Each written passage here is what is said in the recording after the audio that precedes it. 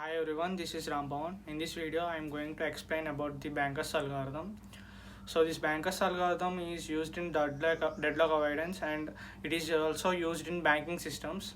So to use this Banker's algorithm, we need three things. Those are allocation, available, and max matrix.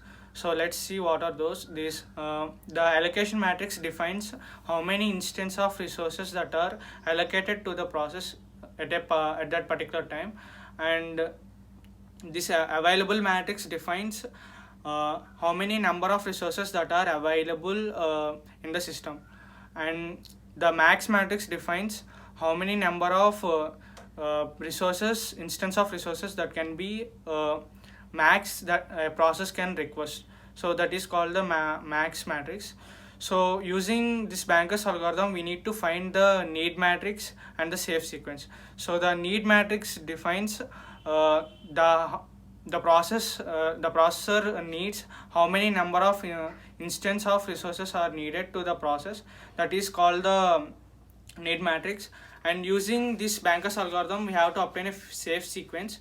So this safe sequence defines a sequence of procedure to which the process has to be run in an order to execute the entire processors in a safe way. So that is called a safe sequence. So let's see with an example detailedly about this Banker's algorithm. So I have said before, this is the allocation matrix and this is the max matrix, and this is the total number of instances of the resources of ABC. These are the processes and these are the resources. So we have to obtain these available resources from the total. To obtain these available resources, we have to add sum all the resources instances of resources of these. So the sum of this will be 3 4 5 6 7 and 5 6 10 13 4 6 8 11. So if we subtract 11 minus 11, it will be 0, and 16 minus 13, it will be 3, and 12 minus 7, it will be 5. So we have find out the available resources at the starting. So now we have to find out this need matrix.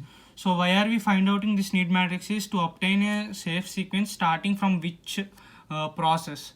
So now we will find out this need matrix by subtracting max from allocation.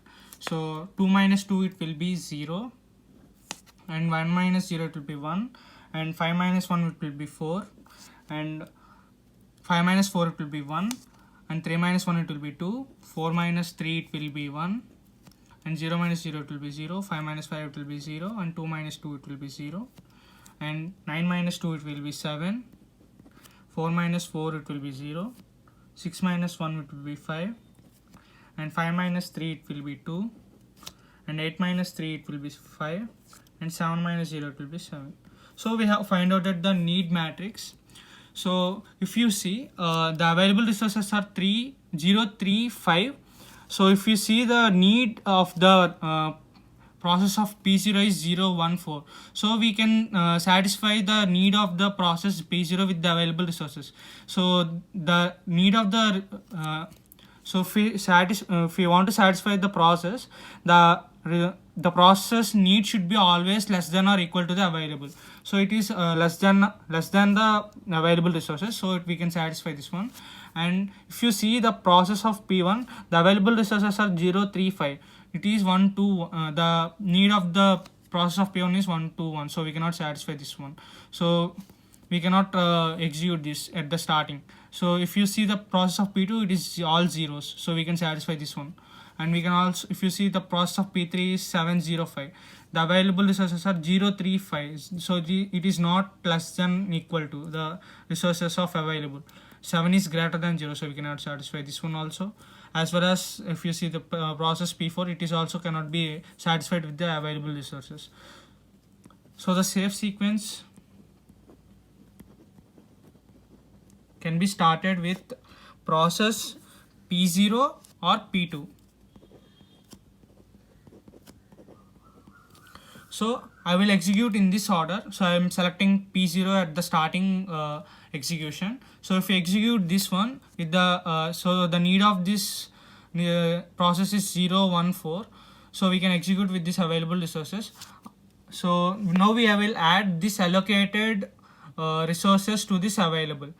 Why? Because this allocated resources are already used and it is free. After using of this process has used these resources will be free and we can add to the available resources. So if we add this to this, so 2 plus 0 it will be 2, 0, 3 plus 0 it will be 3, and 5 plus 1 it will be 6. Now if you see the need of the process P1 is 1, 2, 1, we can satisfy with this available resources 2, 3, 6. So it is less than the available resources. Need is less than the available resources, so we can execute this process P1. So the available resources of this allocated resources of this process can be added to the available. So it will be 4 plus 2 it will be 6, 3 plus 1 it will be 4, 6 plus 3 it will be 9. So now if you could see the need of this process P2 is all zeros, so we can satisfy obviously with this available resources. So we can add this allocated resources to this available. So it will be 6 plus 0 it will be 6, and 5 plus 4 it will be 9, 9 plus 2 it will be 11. Now if you could see the need of the process P3 is 7 at the resources of A, resource A is 7, need of the resource A is 7. So the available resources are 6. We cannot satisfy this one. So we cannot execute this process. So we will stop this. Until now, if you could see that we have run this process in an order of P0, P1 and P2. Now we have not executed the process P3. Now we will be seeing the need of the process P4. If you see 2, 5, 7 is the need of the process P4. And the available resources are 6, 9, 11. We can execute this process because it is less than, obviously it is the need of the process is less than the available, so we can execute this. So we can add the allocated resources of P4 to this available. So it will be 6 plus 3 it is 9, 9 plus 3 it is 12, and 11 plus 0 it is 11.